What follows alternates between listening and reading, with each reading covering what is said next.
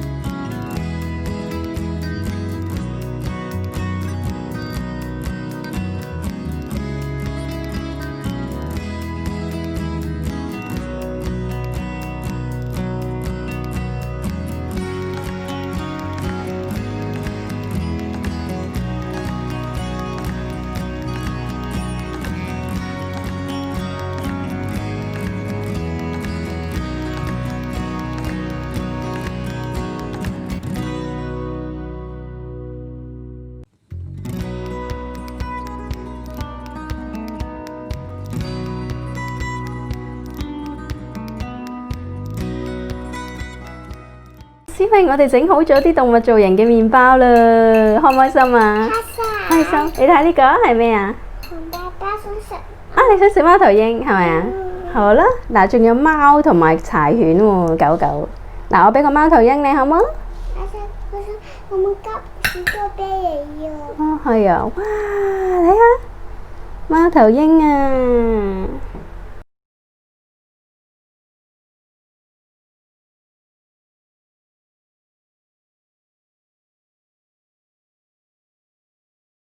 各位爸爸媽媽，其實呢個動物造型嘅麵包咧都好容易整㗎，只要用一啲朱古力漿啦、忌廉之類啦，再加啲生果咧，其實就可以做到㗎啦。